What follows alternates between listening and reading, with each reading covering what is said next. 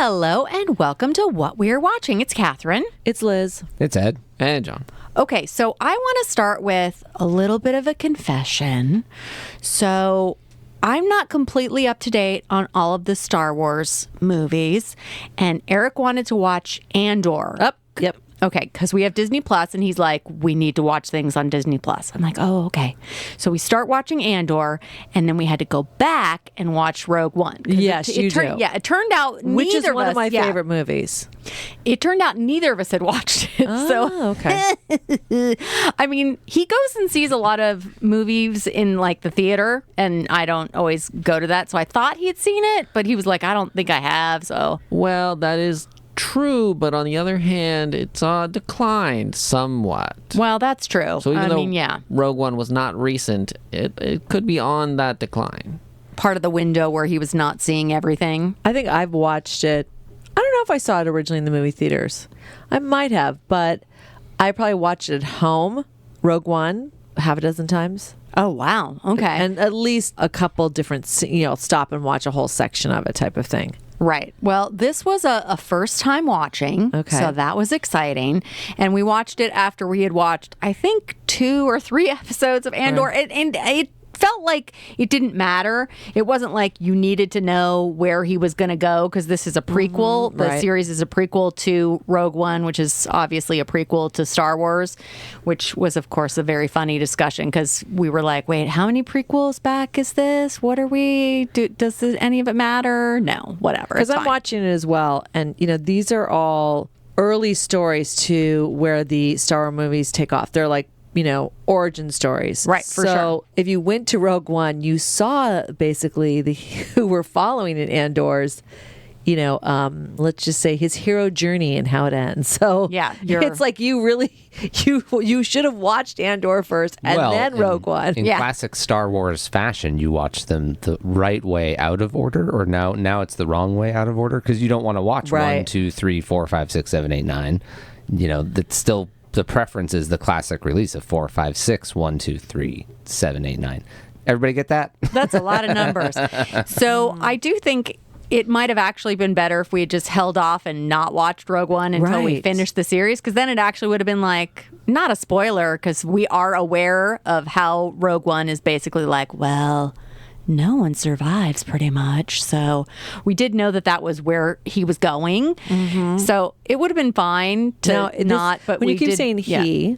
He as in Andor, the main character. Yeah. Right. Cassian, the rebel spy. Cassian Andor, which is funny because when I first heard Andor, I was like, that's the planet. Oh, no, that's wrong. And it's played by Diego Luna. Ooh, he's very good. Yeah, Diego Which, Luna.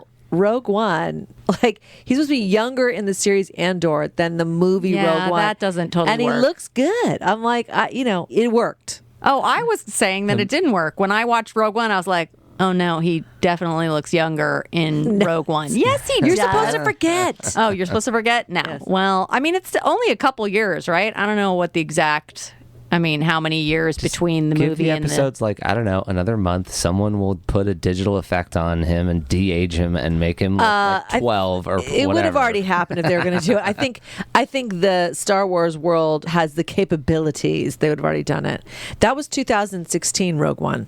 Oh, okay. So that's enough to feel like he looks older, which to my eye, he does look older. All right. Well, that's very nice of you to say.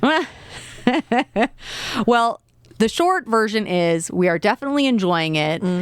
This is a bit controversial, but we were having some trouble with The Mandalorian. We felt like we didn't enjoy it that much. I was a little distracted with the baby Yoda. I know it's not Yoda, but it is a baby that is in Yodite. that. It was too like cutesy and like, oh, I couldn't handle it. So, I mean, and I know that I'm in the minority and a lot of people love The Mandalorian, but we were not that into it. So it really was important for us to like decide like, okay, are we going to give another Star Wars series a chance? And this did feel like, Eric's joke is like, it doesn't feel like it's made for a 12-year-old boy. This feels like it's kind of made for grown-ups. Well, that's which is interesting good. you say that because I love The Mandalorian, but I watched it with the 12-year-old boy. Yeah, well, So I think it made it enjoyable for me. Boba Fett, not so much. that I had some challenges with that series. I mean, listen, I will watch anything Star Wars and you will suck me into a degree of enjoyment regardless. But I will say for Andor, the quality of it. Yeah. Tony Gilroy created it. He's also one of the writer, producers, and maybe even directed some of the episodes, because I'm only about 3 or 4 episodes in as well. The music, the cinematography, Oh, it looks great. Yeah. the sets, the way they're doing the CGI to create the world, yeah. the little, their version, they always have a little robot with Of personality. course. Sure. Love it. And then I will even say the casting. Soon as I saw Fiona Shaw, I was like, oh, you went there. Yeah. You brought in heavy hitters. Then we don't know the arc of this character yet. But as soon as I saw it was being played by Stellan Skarsgård, I was like, oh. Yeah, he's pretty awesome. So and of course they've got some despicable, almost villain type of characters. And it's not heavy. And what I thought was interesting, the Force, right? Right. So far there's a lot of the mystical Force element of it. But I find it so enjoyable so far. And so for me, it's going the recent series. Andor is coming out on top. Mandalorian, a pretty strong second for me, and then Boba Fett. I do want to call out Genevieve O'Reilly, who's playing, is she a senator or something? I don't know. She's fantastic.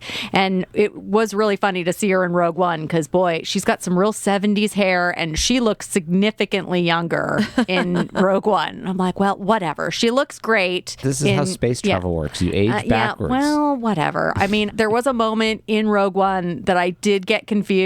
We had, just watched a couple episodes of Andor, and then we watched Rogue One, and I was like, wait, what happened to the people that he was going? Oh, wait, that was the TV show. Okay, never mind. And then I got myself back on track, but it was a little discombobulating. So I don't recommend doing exactly what we did, which is most people won't have this issue because most people have seen Rogue One, but Andor is very good. And if you haven't seen Rogue One, wait. Watch Andor first. I think that's a good idea. And then watch Rogue One. Because the character Cassian Andor, you'll understand him more, first of all, in Rogue One. His backstory. His evolution, yeah. Yes. Whoever did the casting, this did an excellent job. I mean, there's so many call-outs. I mean, Alex Ferns, he plays a Sergeant Linus. What a freaking jerk. He is a real jerk. And he really fills out that uniform, but just with a lot of attitude, too. And his superior, Kyle Solar, I think is how you pronounce his name. But, God, there's just so many. He is really terrible. Which is exactly what you want him to be. He's very, very good. Right. He's very, very bad and annoying and you hate him. So. And then I don't know how to pronounce her name, but God, is she gorgeous. John, how do you pronounce her name? I think it's Adria Arjona. Yes, she plays Bix. Now, are they brother and sister? Was I supposed to No, they're not. No, it totally seemed like Cassian and her character were brother and sister. No, because, that could be, we don't have spoiler alerts because remember, one of the things Cassian's story is, because they're doing all these stuff when they're kids. Right. Yeah. He is looking for his sister. So they're not, in the first 3 or 4 episodes, it's not revealed that is his sister, but maybe it is. I don't know. It feels like it is, but yeah, I guess they haven't nailed it down yet. Right. But it is sort of what is driving him, that he wants to find his sister who he's been separated from. They show sort of his, it almost looks like a planet that was now considered deserted because it was mining. It was a mining planet. Mm-hmm. Well, that's what that corporate mining security team is all about. Yeah. Yeah. And something happens in the first episode that basically heightens the risk factor and where he has to stakes of what he's got to be able to achieve. So, well, it's really cool. So right now it's on Disney Plus and 4 or 5 episodes are available. Right. And they're doing that thing where it's one a week. So it'll take a little while. And I think there's 12 episodes in this first season. And then I guess they've already greenlit for a second season. They should. It's so well done. So created by Tony Gilroy. And, he has quite the, resume. Yeah. Armageddon, Bourne series, Michael Clayton, And then he wrote Rogue One. What I like also is hey, I'm like, John Gilroy, the editor, brother. And then Dan Gilroy also wrote a couple episodes, his other brother. Just like us, you guys. Come on. I love the siblings. Come on. That's great. All right. So that's what Eric and I have been up to. The combo of Rogue One and Andor. And like I said, I watched it too and very much enjoyed it. Or I am enjoying it. Yeah, it's in progress.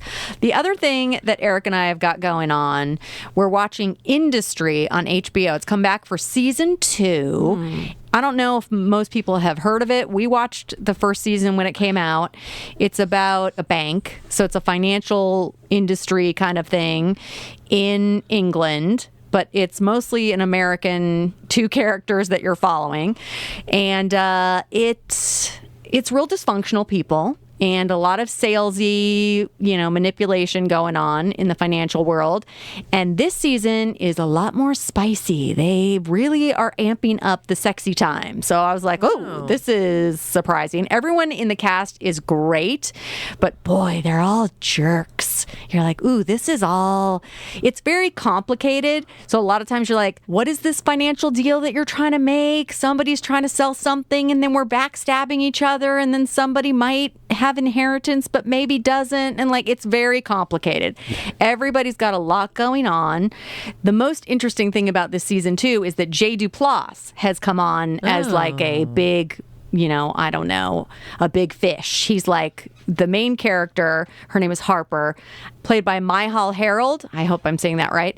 Anyway, she's fantastic, and she kind of woos this new character who's got a lot of money, and she becomes sort of his salesperson. Now, would you root for her? Because sometimes I feel like these shows, Succession was a classic example of this, and so was Billions. You got to the point where who am I rooting for here? Well, this is a little more clear. You do want her to be successful, but she is flawed.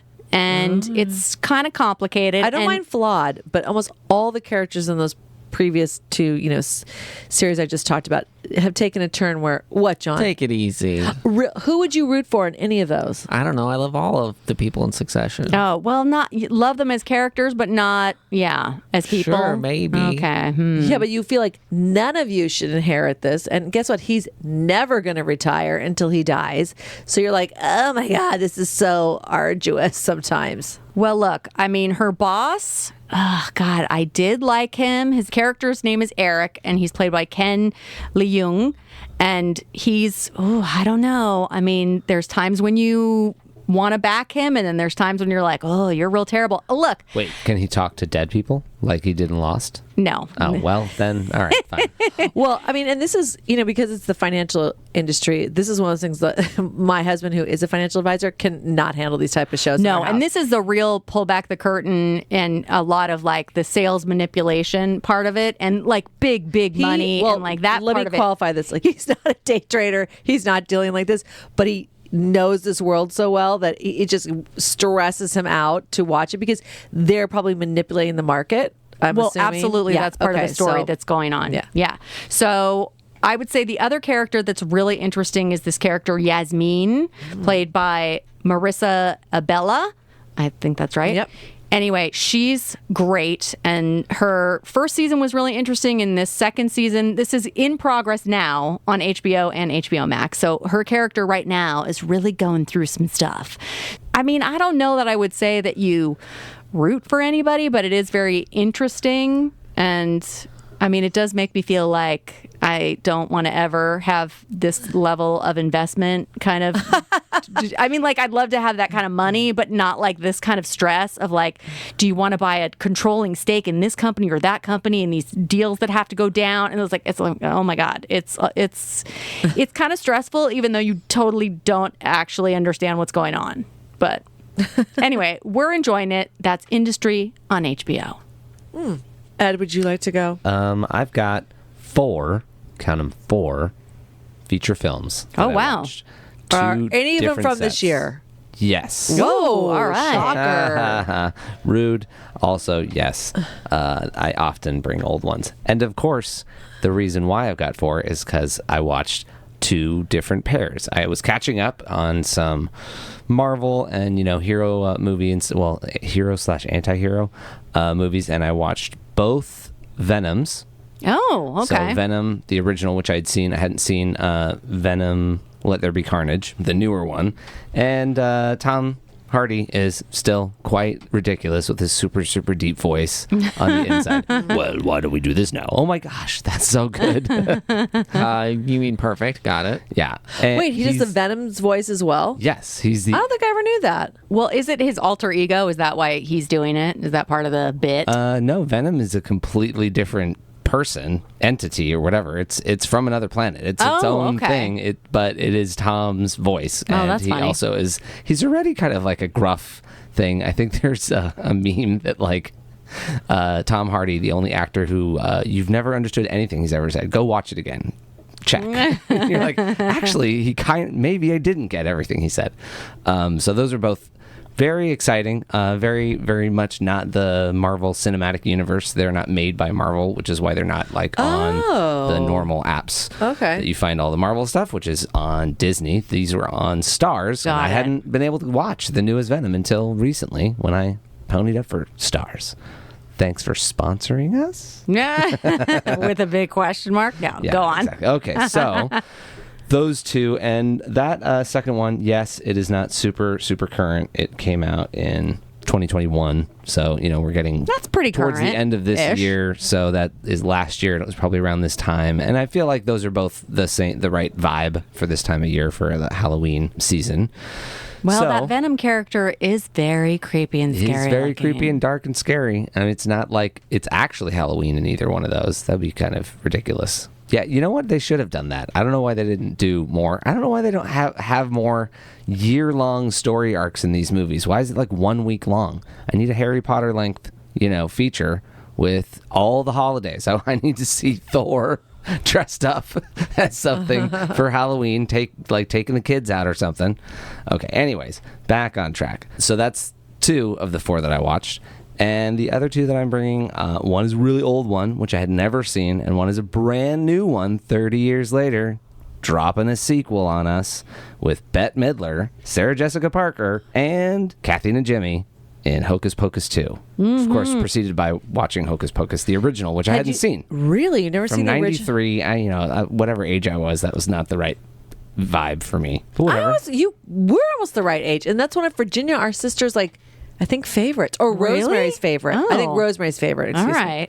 It was a strong kids movie. I mean, that was Right. like not even an under 14. It was like an under 12. Yeah, it's okay. also like a Disney movie from back in the day where I watched it now on a nice big screen. I'm like, that looks like a set. I'm sorry, that looks like Well, yes, a some of it was a soundstage in a yes, studio, and it looks really tiny, and that's unfortunate. Well, big upgrades in this new one. Plenty of money being spent on it. Nice big sets this time. Big outdoor stuff. Nice big drone shots everywhere, and more singing from Bette Midler and. Book is back, and all the stuff you want and love from Hocus Pocus, and that is available to watch on Disney Plus.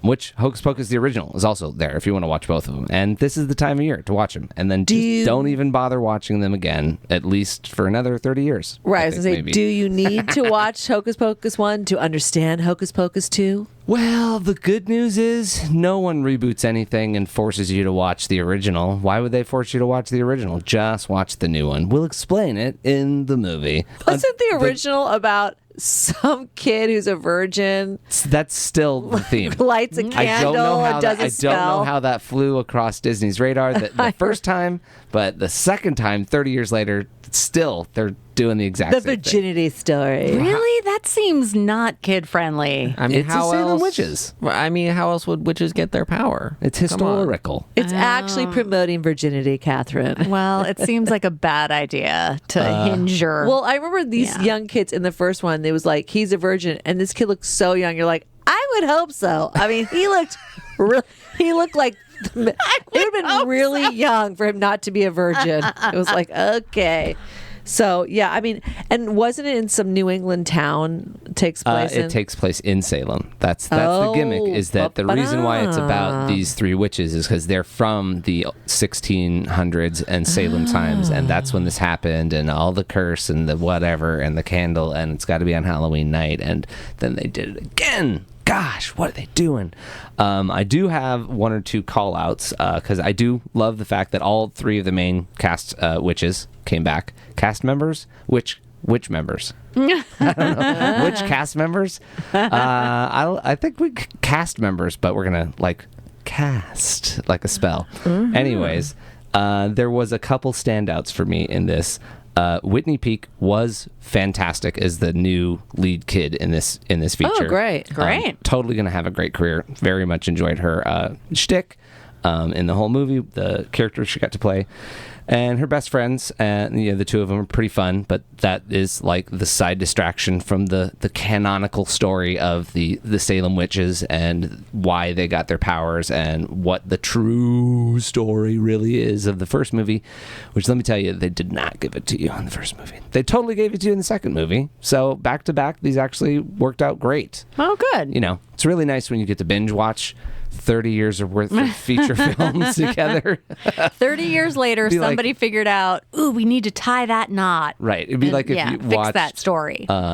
all the Star Wars series and movies in order, and you're watching Andor right now. That's a lot of things to watch. That's also covers a lot of time between 77 and 22. That's like 40 some odd years filmmaking. Anyway, so I did really enjoy Tony Hale as the mayor of the original mayor in Salem.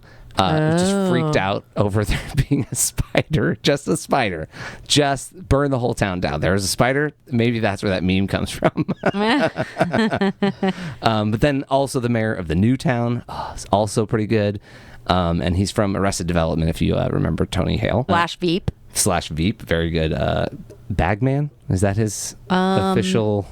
Body Man? Body Man. I think it was Body Man, yeah. Okay. And then my last shout out is, it's such a great storyline. Sam Richardson. Anyone have Sam Richardson on deck? I will tell you some shows, and then you will go, oh, that's Sam Richardson? Of course. I know that's Sam Richardson. He was also in Veep. He replaced him as the Bagman or the Body Man. Or was he... No, he was just an additional aid. He has a very weird arc. Yeah, he has a very weird arc where he's the most useless aid and never has the right thing happening for the person that right, but he's such a positive person. But he's very positive. Yeah. Yes. Mm-hmm. He's fantastic. I love him. He really showed up in the same way from Hocus Pocus 1 and 2. Doug Jones, who plays Billy Butcherson in both movies. Who's a dead zombie character who has his mouth shut and is like very discombobulated and walks super weird and gets his head knocked off quite often. That sounds like a Doug Jones kind of thing. Yeah, he's a super fun character. And Doug Jones is, what do we know him from? He's usually in like full body makeup, like in Shape of Water, the Guillermo del Toro. He was the main character. Right. Yeah. He plays lots of creatures and stuff like that. Doesn't usually a lot in sci-fi TV shows and stuff. He works constantly. Anybody who looks like super tall and is in full body makeup / whatever, that's probably Doug Jones. I believe we don't have this on record. He is totally in many episodes of What We Do in the Shadows as Baron Athanas. Absolutely. Yeah. Who is hilarious. I mean, like the whole running gag that he's incredibly sexy is very funny. Like what? He's like this skeletal million-year-old, and they're like, oh my God, he's so sexy. You're like, what? I had a tour d'affaire. All right. Okay, so those are the 4 things that I brought to the podcast. Okay. 2 sets of features. Pretty easy to watch those. And pretty easy to recommend those if you have stars. You can watch all the things I've recommended. All right, awesome. John. Oh boy. Well, I had gone to the theater again. See how they run. Oh, I'm very excited about that. Well, you could be. That's fine. It's good to be excited. It's got some pretty fantastic people. We're talking about Sam Rockwell and Saoirse Ronan as your team up. But then don't forget, you have Adrian Brody coming in, David Oyelowo, and then... There's some other people in there. Tim Key, who is kind of a comedic actor I know from Love, Wedding, Repeat, has a very funny character in this as well, so I really appreciated that. And then there's also kind of a newer guy, Harris Dickinson, if you watched The Kingsman, or The Kingsman, that newest one that just came out. He plays a big role in that, and he's very good. It's funny because you don't think of this, or maybe depends on the preview that you saw, but it's very Agatha Christie based because it's all about that play, The Mousetrap. I was wondering. So is there a murder like during the play? Is that sort of what I got from the trailer? Don't blow it. Well, sorry. I mean, most people know at this point that John hates trailers, but I, from trailers, pick things up and then make assumptions, which is exactly why John hates trailers, because you learn things, figure things out, / get wrong ideas. So that's my question. Look, it's tough to answer with what Liz said. Okay. So then don't answer. Don't spoil it. Right, sure. So the strange thing is, I've seen The Mousetrap, longest running play in London. I didn't know that. Yeah, James took me when I was there. And I don't remember this, but apparently at the end of the play, they do this thing where, the characters, I don't know if it's before the bow or after the bow or something, were like, well, now that you've seen this, don't tell it, don't ruin it for everybody else, because you've watched a mystery, right? Now it's been revealed, so don't tell other people. And I forgot that happened, but whatever. So they show that again in this movie, in the play, and then in the movie, because in a way they're very mirrored. There are big differences for sure, but it's like, okay, we're putting on this Agatha Christie play, and then in real life there's an Agatha Christie thing happening, so it's pretty fun. Sam Rockwell this is maybe his sleepiest best. It was a slightly low energy Sam Rockwell, but still very funny. He's the kind of senior detective that Saoirse, as like the most, she's not a teenager anymore, but she's almost playing the 20-something version of a teenager. A young, plucky constable. Yeah, very high energy. Couldn't be more plucky. The pluckiest. I saw the preview and I'm like, oh, she's very plucky, trying to do her job and solve the crime. Enthusiastic. Yeah, well, because she's also not a detective yet. So, now she knows a ton. It's just she's actually very helpful and is really quite on the ball,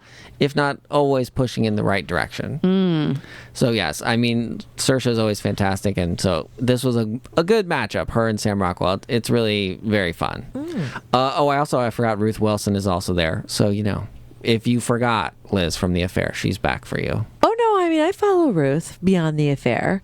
His Dark Materials on HBO was that series, it's for kids, based on a book series that I watched. I don't know if it's coming back to wrap up because it definitely did not end. So, but I think it would be a very complicated series to continue because is it, John? Supposedly a third and final season, because each season it's been based on the book. So we've had 2 so far. That'd be great because, like I said, did not wrap that up. Ruth plays a pinnacle character, evil in it. I'm looking forward to that when it comes back. So yeah, she, look, Ruth has taken some turns recently where she's playing more evil character, which is not fun. But this was not quite as evil, so I appreciated that. Okay. So there you go. I don't know. Period. Agatha Christie play and real life play when you're ready. Love it. A little Tristram Shandy-ish. All right. Cool. A little what? Tristram Shandy, a cock and bull story. That's a super old one. Don't ask. Oh, okay. It's a really good one. What's his name, John? Steve Coogan. Yeah. That's an Agatha Christie movie? No, it's a story within a story. Oh, okay. I'm like, what are you saying? But it's a movie? Yeah, it is a movie with Steve Coogan from the 90s. Just say the name again, because that was a crazy name. Tristram Shandy, a cock and bull story. Yeah. It's supposed to be unfilmable, and then having watched the movie, you 100% understand why everyone was like, nope, I have no idea how to make that. But they did it. It was really super weird and kind of one of those amazing pieces of art that is a film. It's very good. It's one of the kind of, I don't know, maybe, I feel like it's, for the U.S. audience, maybe one of the first times you're really seeing Steve Coogan. Yeah. Oh, okay. Apparently not all of us. I just want to go back really quick because when you brought up Tim Key, I, of course, really quick looked him up and I was like, where do I know him from? Taskmaster, which is a British comedy show, like a panel show where they have a bunch of British comedians doing weird tasks and stuff that my daughter made me watch, which is really good. I think some of it's available on YouTube, some of it's not. It's a whole cafangus. They've been doing it for, I don't know, multiple seasons. But Tim Key was incredibly funny in it. Basically, all the comedians, I think there's like a panel of, I want to say 5, and they have to do whatever Greg Davies says. He's the taskmaster, and he's a very recognizable British comedian, very tall guy. I can't think of anything off the top of my head that, he's done. But anyway, Taskmaster is what I know him from. So when I first looked him up, I was like, wait, what? Oh, there we go. I feel like he's an interesting one because I've only experienced him in a very limited amount of scripted things, and he's frequently playing almost a similar vibe, or he has a similar like slow but sharp, but kind of a buffoonish type thing that he's doing. So, but then you look it up and it's like, oh, he's apparently this comedian who's like loose cannon, funny, hilarious, got some real edge. Yeah. I was like, that's not who I know. So I'm not sure that I'm ready for any of that. Well, I will say that Taskmaster is probably the best way to become aware of British comedians because it's them doing goofy stuff and being really inventive. So you really get a sense of who they are as people. It's very enjoyable. I'm looking at some of the previous cast, I guess you would call from Taskmasters, because as soon as you said it, I'm like, I wonder if any of the hosts on one of my favorite shows ever would be comics from that, which is the Great British Bake Off. Oh, yeah, and there's going to be crossover. There's like for sure. multiple crossovers. So, right now, Noel Fielding is... I bet you and Ethan would love Taskmaster. All right, well, I've got to check it out. It's very, very inventive and fun. I love it. All right. I didn't realize there's 2 other sort of crossover, you could say, but Pippa Bennett Warner, who apparently we know from Sick Note as the girlfriend. Oh my God, yeah, sure. She has a small role. It's not as much fun as Sick Note. And then we all know Shirley Henderson as Moaning Myrtle. Oh, sure. Yes. So there you go. Okay, See wow. how they run. All right. See how they run. And side note, Taskmaster. And side note, Tristram Shandy, A Cock and Bull Story. Wow. I cannot believe that's the title of a movie. Okay. All right, Liz. So I also watched Andor, but we've spoken about it on Disney Plus. And then I watched, because I was just fascinated by this because I love animation and I really thought Into the Spider-Verse was just like a leap forward into what you could do with animation and engage an audience. So there is a new animation movie on Netflix called Entergalactic. And it's basically a rom-com visual album, but scripted for Kid Cudi. So it's his new album. And so they use the music of his album throughout, laced throughout to tell the story of Jabari. And basically he moves into an apartment and, his neighbor is Meadow. It's like, you don't want to fall in love with your neighbor, but they fall in love.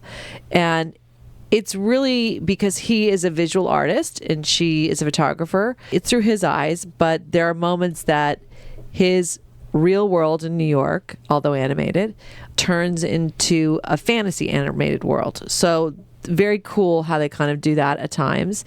Just the backdrop of New York, was awesome. It always makes me want to go to New York. Anything ever based in New York, usually by the end of it, I'm like, I want to go to New York. And it was very well done. It's also adult, so there is sexuality in it. That is, it's so odd to say like animation. Maybe it's not age appropriate for maybe someone under the age of 13 or 14, depending on the type of parent you are. But it's true. It's like, wow, there was some scenes you're like, well, that was kind of graphic. Probably had fun drawing that, but okay. Some of the voices are Kid Cudi plays Jabari, the lead, and then Jessica Williams, who plays Meadow. It's interesting because she looked like what they animated, and you might know her from, she was in the 3rd season of Girls. She's also does the podcast Two Dope Queens. Oh, you'd recognize her from The Fantastic Beasts, the 2nd movie, because she plays a wizard in it. I think she might be in both of them, but she's done a lot of work. And, like I said, the animated character of Meadow, I'm like, well, that's where you got your inspo, because she looked like her. And Timothy Chalamet does a voice, Vanessa Hudgens, Jaden Smith, Macaulay Culkin plays one of the characters.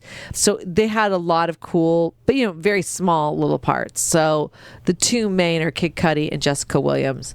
They did an excellent job in the animation, so you felt the emotions come through because it wasn't necessarily like a Spider-Man or, an action or good versus evil.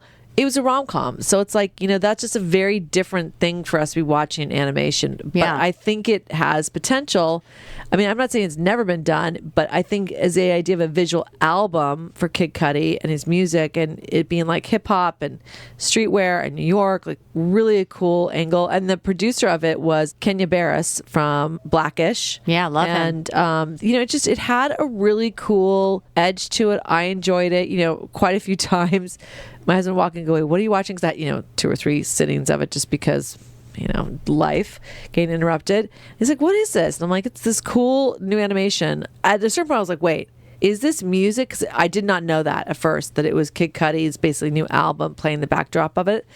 It was until like 2 or 3 songs and I'm like, wait, I think this is all the same artist, or like it's sounding like there's a You narrative. start to put it together. Yeah, exactly. So, yeah, I really enjoyed it because, like I said, I just love different styles of animation, and this definitely spoke to me just in the sense of a different type of approach to it and a different narrative. And yeah, so that was Entergalactic on Netflix, and it's Kid Entergalactic. Cudi's. Yeah, Love it. So that was on Netflix, and I also watched, like you, Andor on Disney Plus. Right. Okay. So Andor on Disney Plus, and also Rogue One on Disney Plus, and then Industry on HBO/HBO Max. And because of John, I have to shout out Taskmaster, which I just looked it up. Apparently, they've had like 14 seasons or wow. series, as they call them in the UK, and multiple episodes. Some were 6, some were 7, some were 10. It sounds like a big mishmash. I don't know. Where did you watch him with your daughter? Where can you watch him now? I don't think all the seasons are available, but on YouTube okay. They have like a YouTube channel, and some of the, a good majority are available there. Okay, and, got it. oh my God, it's so enjoyable. Taskmaster. Okay. And I watched both Hocus Pocus and Hocus Pocus 2, which are both available on Disney Plus, and Venom and Venom 2, which is technically Venom Let There Be Carnage, which are both available on Stars. And then I saw See How They Run in the theaters, and it's still in the theaters. And do we know when it's going to be available other places? We don't. You never know that. No, I Catherine. know. I kind of want to get going on that Tuesday movie thing. Maybe it'll just motivate me if I knew it was only going to be $5 to go out. What? Oh, John That is is like, mind-blowing that you would regularly go to the theater.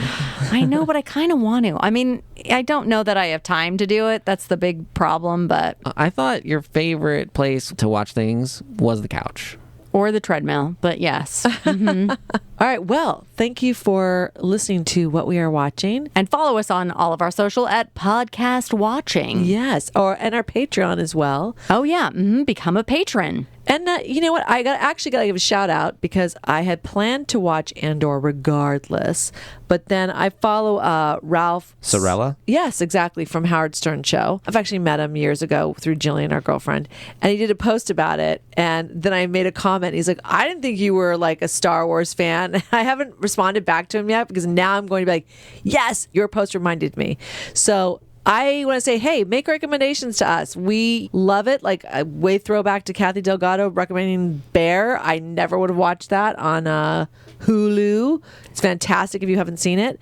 So we'd love to hear your recommendations on what we should be watching because, there's a lot out there. So if we're missing something, we'd love to hear it. So comment, once again, on our social, which is at Podcast Watching. So thank you for listening to us on What We're Watching.